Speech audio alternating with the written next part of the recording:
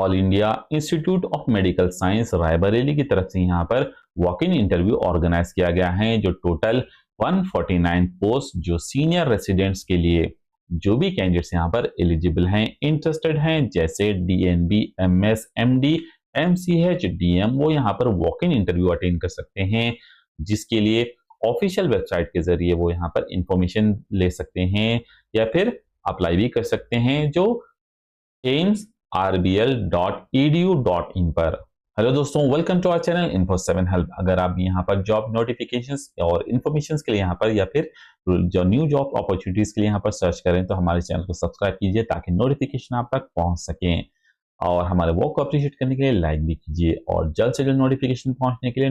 यहाँ पर bell icon भी जरूर दबाइए। इस वीडियो में हम जानेंगे एम्स की तरफ से यहाँ पर वॉक इन इंटरव्यू ऑर्गेनाइज किया गया है जो 149 सीनियर रेसिडेंट पोस्ट के लिए, एलिजिबिलिटी क्राइटेरिया, सिलेक्शन प्रोसेस और वॉक इन इंटरव्यूज की डेट, और उसके साथ साथ नोटिफिकेशन डिटेल भी। और आपको इसके साथ साथ नोटिफिकेशन में यहाँ पर डिस्क्रिप्शन में भी दे दूंगा, जिससे आप यहाँ पर फाइंड कर सकते हैं इंफॉर्मेशन और अप्लाई भी कर सकते हैं, ऑनलाइन की वेबसाइट भी।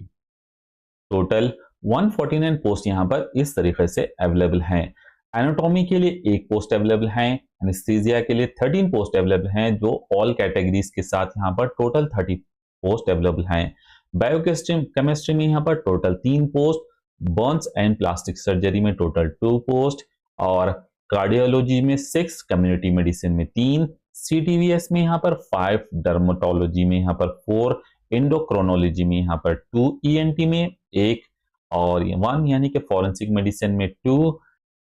गैस्ट्रो में यहाँ पर 2 और जनरल मेडिसिन में यहाँ पर 7 और जनरल सर्जरी में 8, हॉस्पिटल एडमिनिस्ट्रेशन में यहाँ पर 3 पोस्ट अवेलेबल हैं, और इसके साथ साथ मेडिकल ऑन्कोलॉजी और माइक्रोबायोलॉजी में 4 पोस्ट अवेलेबल हैं, नेफ्रोलॉजी में 6 और न्यूरोलॉजी में 4, न्यूरोसर्जरी में 2, ओबीएस एंड गायनोकोलॉजी में यहाँ पर 3, ऑप्थोमोलॉजी में 5 और ऑर्थोपेडिक्स में 3, पैथोलॉजी एंड लैब मेडिसिन में 2, पीडियाट्रिक सर्जरी में 5, पीडियाट्रिक्स में 5, फार्माकोलॉजी में और साइकोलॉजी में 2 पोस्ट, और पीएमआर में 2 पोस्ट, सेक्रेटरी में यहाँ पर 4 पोस्ट, और पल्मोनरी मेडिसिन में यहाँ पर 2 पोस्ट, रेडियोलॉजी में 6 पोस्ट और रेडियोथेरेपी में यहाँ पर 2 पोस्ट अवेलेबल हैं, सर्जिकल ऑन्कोलॉजी में यहाँ पर 5 पोस्ट, ट्रांसफ्यूजन मेडिसिन में 3 पोस्ट, ट्रॉमा में यहाँ पर 11 पोस्ट,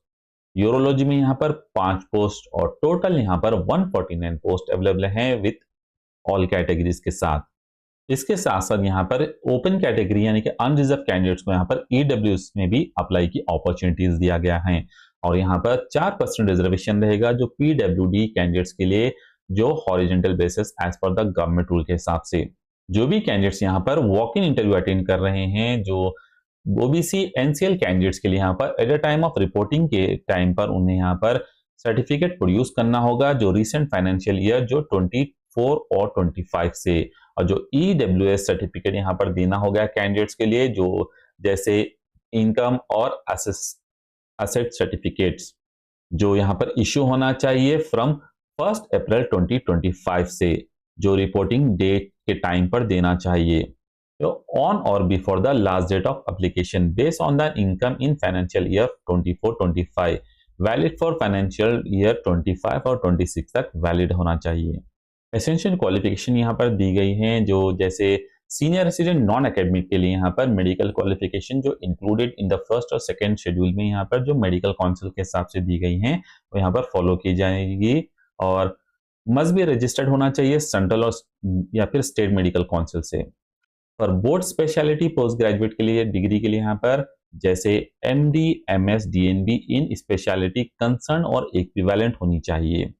और सुपर स्पेशलिटी जैसे द एसेंशियल क्वालिफिकेशन होनी चाहिए जैसे एमडी, एमएस, डीएनबी, जो रिलेटेड बोर्ड स्पेशलिटी जैसे डीएम, एमसीए, डीएनबी इन कंसर्न सुपर स्पेशलिटी के लिए। सीनियर रेसिडेंट के